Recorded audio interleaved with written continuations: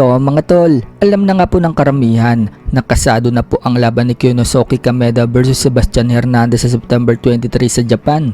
May rumor nga pong lumalabas mga tol na maaari daw mapasama sa card na yan ang dalawang Pinoy na sina Casimero at Kenneth Luber. Ayon po yan sa title holder PH page. Pero mabilis naman pong itinanggi ng katim ni Casimero na si Kuyang Joseph ang balitang yan. Wala daw katotohanan na lalaban si Casimero sa September 23 sa Japan. Pwede pa daw magigas itong si Casimero sa laban ni Kyonosuke Kameda versus Hernandez. Pero hindi daw lalaban si Casimero dahil sa December pa daw ang laban ni Cuadro Alas. Samantala, tila naglabas po si Casimero ng resibo na pinalood niya si Marlon Tapales sa kanilang naging sparring.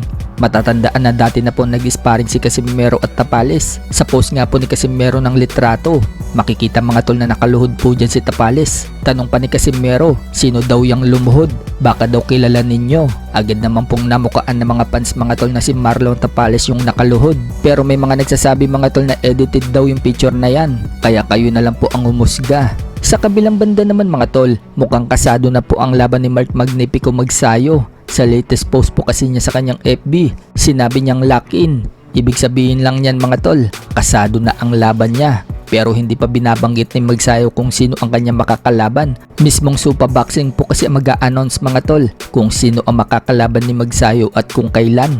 Expected naman ng mga fans na mukhang si unbeaten fighter Andres Cortes na daw ang sunod nitong makakalaban. At baka undercard pa nga daw si Magsayo sa laban ng Ryan Garcia versus Conor Benn sa September 12. Kaya yan po ang aantabayanan natin sa mga susunod na update na ilalabas ng kampo ni Magsayo. Sa ibang banda naman mga tol, 2 araw na lang. Laban na po ni Limuel de Barbo sa La Trinidad Benguet.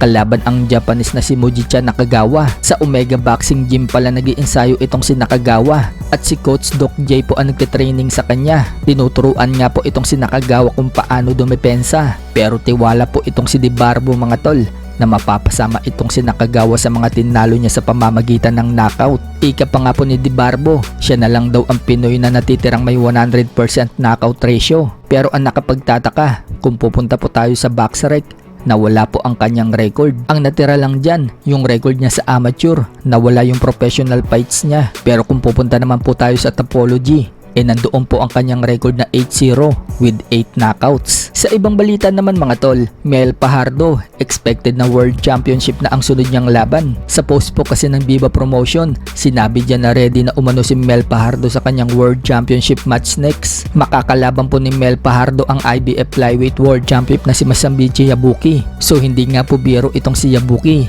Napakalakas din yan. Ganun pa man, hindi din papatalo si Fajardo kung sa lakas ang pag-uusapan. Kaya unahan na lang sila kung sino ang makapagpatama ng malakas.